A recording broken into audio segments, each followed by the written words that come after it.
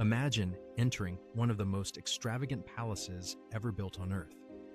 Ornate corridors, sparkling chandeliers, and silk and satin fabric, enough to circle the world twice over. Yet take a closer breath, and you would be overwhelmed by a smell so terrible it could wither flowers from 20 steps away. Welcome to the magnificent Palace of Versailles during the 17th century, where beauty and cruelty existed side by side, refinement mingled with filth, and noble women, despite their riches and ranks, suffered through a nightmare of poor cleanliness. You are about to be astonished. Support the channel by hitting that subscribe button before we begin.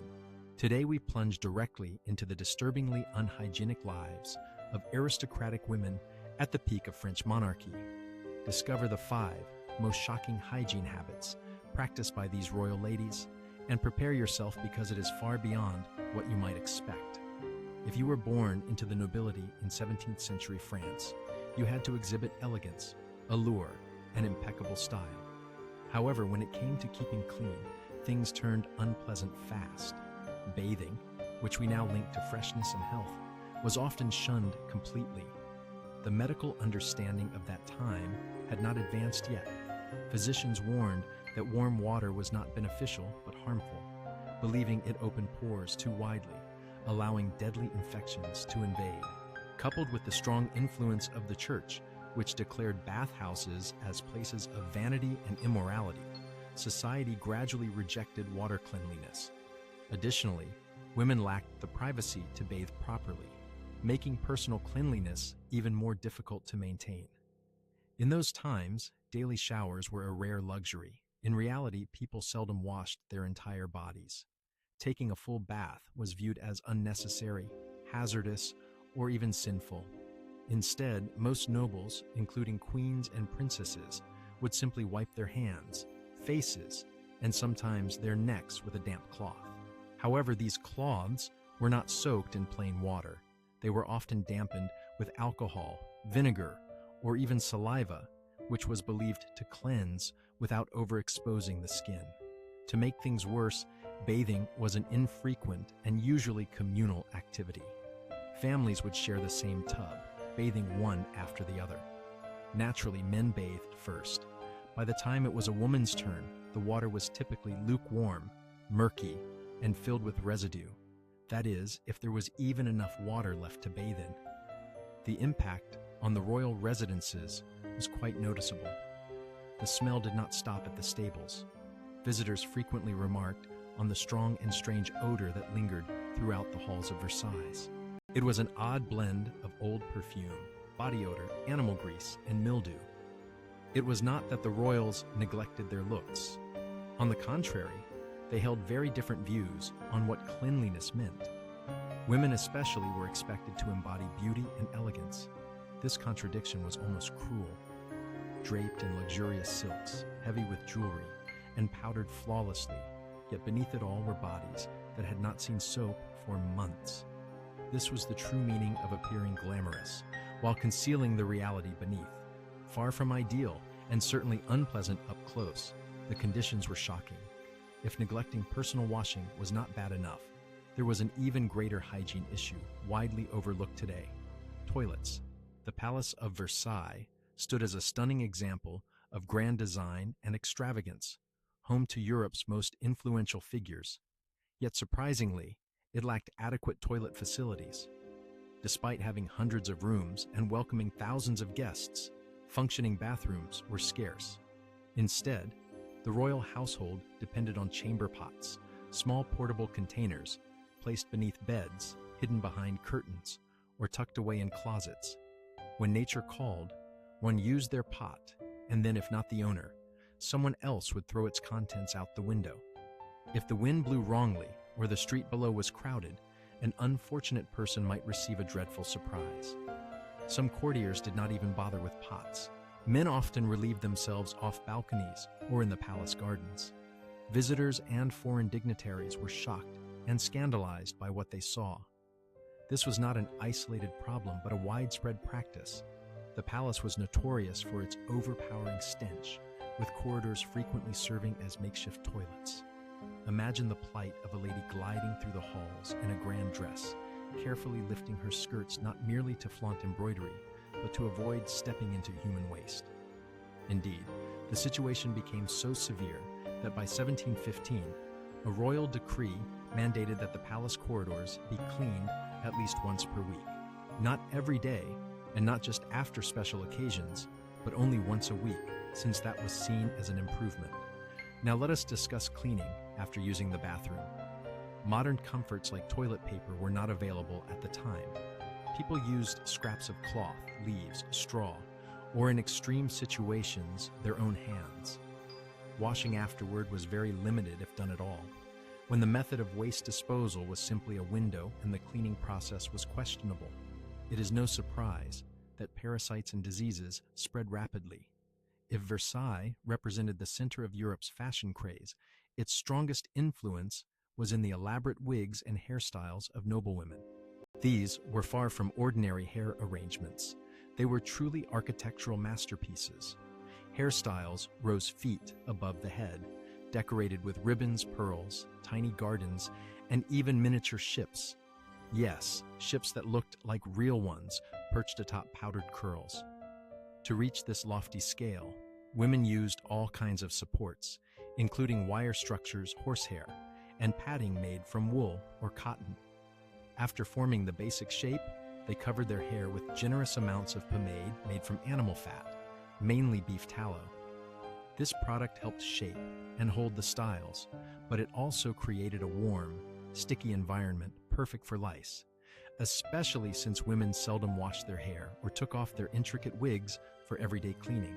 Infestations of lice were not only usual, they were considered inevitable, with colonies living inside those lavish hairstyles. The towering hairstyles, favored by ladies at court, required unique utensils. They used long-handled, silver-clawed tools to relieve the itchiness of their scalps without spoiling their elegant looks. These claws were finely decorated and often carried to dinners or social gatherings, where a lady could discreetly pause between sips of wine to scratch her head.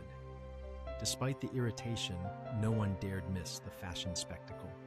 In the strict social order of court life, appearance was a form of influence, and to look unfashionable or poorly dressed meant risking one's standing. Even with a scalp infested with lice and hair smeared with grease, the show had to continue. Wigs did not simply cause discomfort and uncleanliness, but also posed serious risks.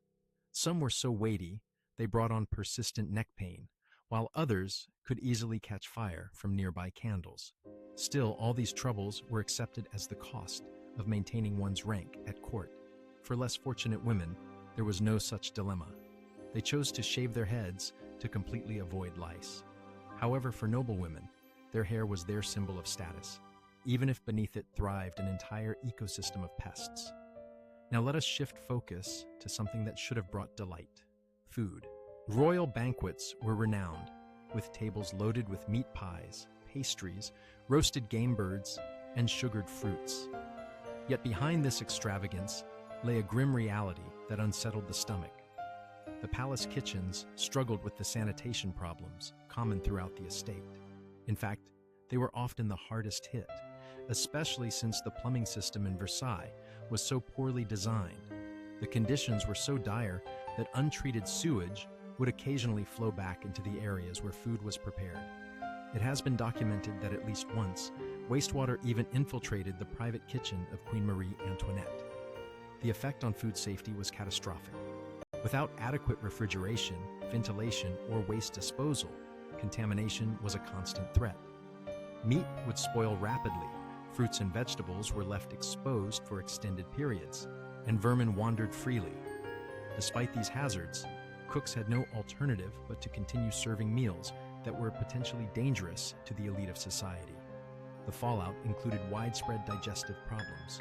Symptoms like diarrhea, vomiting, and infections were commonplace, but the most terrifying were parasitic infestations. Members of the royal court often suffered from intestinal worms, especially tapeworms, due to undercooked meat and unsanitary cooking environments. Even King Louis XIV was not immune. He reportedly expelled a tapeworm measuring 6 inches long.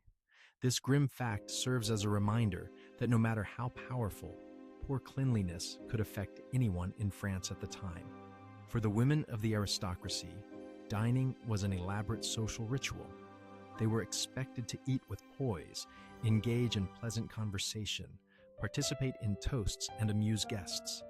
Yet beneath this polished exterior, many silently endured nausea, cramps, and more severe ailments in order to uphold appearances. Lastly, we come to what might be the most personal and agonizing chapter of a woman's life: childbirth. For royal women, it was not only painful, but also a public spectacle. In 17th century France, when a queen or high-ranking noblewoman gave birth, when a woman went into labor, it was treated as a national occasion. The delivery room would be crowded with courtiers, physicians, priests, and aristocratic spectators, all present to observe. They did not assist or offer support. They simply watched. In the case of Queen Marie Thérèse, the chamber was so packed that it looked more like a theater than a medical setting. The reason behind this was that royal births had to be witnessed to avoid scandal. There was widespread fear that a stillborn or female infant might be swapped with a healthy male heir. Therefore, the entire birthing process had to be completely visible to everyone watching. This meant that the mother, likely in severe pain and emotional turmoil, was surrounded by an audience during one of the most vulnerable moments of her life. There was no privacy or dignity, only expectation. Marie Antoinette famously lost consciousness after giving birth because of the intense heat and the suffocating crowd in her chamber. She was not unique in this. Many women fainted, wept, or endured complications while being observed as if their ordeal was a staged performance. Childbirth was far from safe than due to limited medical knowledge and no access to antibiotics. In fact, 1 in 3 children did not survive beyond the age of 3. Mothers also faced high death rates, especially from infections caused by unclean hands and non-sterile instruments. So although royal births were celebrated nationwide, they were also overshadowed by immense fear and physical pain. The emotional burden on women, forced to give birth under pressure, constant observation, and threat, was unimaginably heavy. Here you have it. 5 unsettling realities from the shimmering courts of royalty. Behind the dazzling dresses, scent-filled chambers, and sparkling crowns, noble women endured lives marked by discomfort, humiliation, and hazards that would make people today uneasy. They appeared as icons of elegance and charm in public, yet privately faced pain, frustration, and challenges in ways that historical accounts often overlook. If you believed royal existence was only about elegant gowns and lavish feasts, think twice. The true tale is far more complicated and deeply human. Until we meet again, continue to delve into history, because it is not only captivating but sometimes shockingly grimy. If this piece of history fascinated you, give it a like